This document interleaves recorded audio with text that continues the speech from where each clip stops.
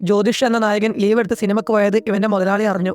തുടർന്ന് എല്ലാ വെള്ളിയാഴ്ചയും ഇവൻ ഓരോ കാരണങ്ങൾ പറഞ്ഞ് ലീവ് എടുക്കുന്നത് ഇതിനാണെന്ന് ഇവന്റെ മുതലാളിക്ക് മനസ്സിലായി.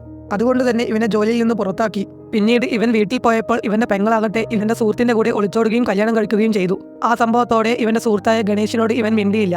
പിന്നീട് ജ്യോതിഷ് ഒരു സൂപ്പർ മാർക്കറ്റിൽ ജോലിക്ക് കയറി. അങ്ങനെയിരിക്കെ ഇവന്റെ സുഹൃത്ത് താമസിക്കുന്ന വീട്ടിന്റെ മുകളിൽ ഒരു കുടുംബം വാടകയ്ക്ക് വന്നു. ആ കുടുംബത്തിലാകട്ടെ ഒരു പെൺകുട്ടിയും ഉണ്ടായിരുന്നു. അങ്ങനെ ഈ ജ്യോതിഷിന്റെ സൂപ്പർ മാർക്കറ്റിൽ ആ പെൺകുട്ടി സാധനം വാങ്ങാൻ വരികയും തുടർന്ന് ഇവർ തമ്മിൽ കണ്ടുമുട്ടുകയും ചെയ്തു. തുടർന്ന് ഈ ജ്യോതിഷിന്റെ അമ്മ പറയുന്നു, നിനക്ക് പുറത്തൊക്കെ ഒന്ന് പോകാൻ ട്രൈ ചെയ്തൂടെ.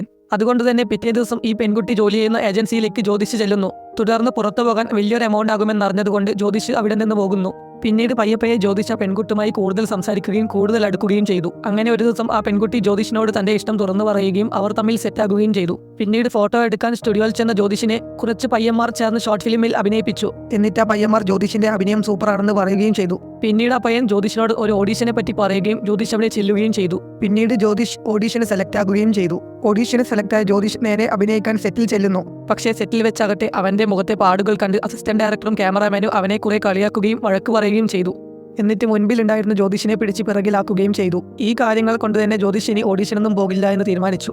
പിന്നീട് ഇവന്റെ സുഹൃത്തുക്കൾ ഇവന്റെ ഷോർട്ട് ഫിലിമിനെ പറ്റിയും ഇവന്റെ മുഖത്തെ പറ്റിയും കളിയാക്കുകയും തുടർന്ന് ഇവൻ അവരുമായി വഴക്കിടുകയും ചെയ്തു. പിന്നീട് ഒരു ദിവസം ഇവനുമായി സെറ്റായ പെൺകുട്ടിയുടെ കസിൻ ഇവനെ കാണുകയും തുടർന്ന് അവൻ ഇവനെ തല്ലുകയും ചെയ്തു.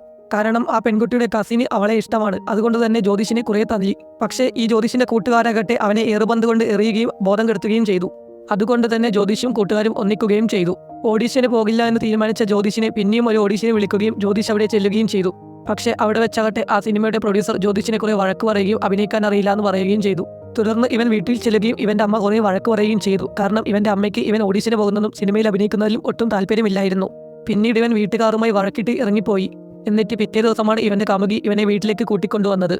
പിന്നീട് ഇവന്റെ കാമുകി ഇവനെ വീട്ടിൽ ക്ഷണിക്കുകയും അവരുടെ കാര്യം അവളുടെ അച്ഛനോട് പറയുകയും ചെയ്തു. പക്ഷേ ഇവളുടെ അച്ഛനാകട്ടെ ഇവരുടെ കല്യാണത്തിന് ഒട്ടും താല്പര്യമില്ലായിരുന്നു. അതുകൊണ്ട് തന്നെ അയാൾ ഇവരുടെ കല്യാണം നടത്തിത്തരില്ല എന്ന് പറയുകയും ചെയ്തു. പിന്നീട് ഇവൻ നടന്ന കാര്യങ്ങളൊക്കെ ഇവന്റെ അളിയനോട് പറയുകയും ഇവന്റെ അളിയൻ സ്കൂട്ടറിൽ വെച്ച് അറ്റാക്ക് വന്ന് മരിക്കുകയും ചെയ്തു.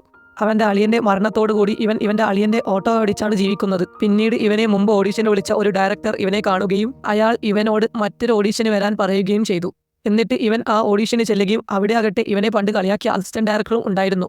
അയാൾക്ക് ചെയ്യേണ്ട വേഷത്തിനാണ് ഈ ജ്യോതിഷ് ഓഡീഷന് വന്നത്. അതുകൊണ്ടൊക്കെ തന്നെ ഈ അസിസ്റ്റന്റ് ഡയറക്ടർ ഈ ജ്യോതിഷിനെ തല്ലുകയും അവൻ ആശുപത്രിയിലാകുകയും ചെയ്തു. കാലിന് ഫ്രാക്ചർ ഉള്ളതുകൊണ്ട് അവന് ഓഡീഷൻ ചെയ്യാൻ പറ്റില്ല എന്ന് ആ ഡയറക്ടർ പറഞ്ഞു. പക്ഷേ ജ്യോതിഷ് ആകട്ടെ ആശുപത്രിയിൽ വെച്ച് ഓഡീഷൻ നടത്തുകയും തുടർന്ന് അവനെ സിനിമയിലേക്ക് എടുക്കുകയും ചെയ്തു. അങ്ങനെ മുഖത്തെ കുറവുകളൊക്കെ വെച്ച് ജ്യോതിഷ് സിനിമയിൽ അഭിനയിക്കുകയും സിനിമ റിലീസാക്കുകയും ചെയ്തു.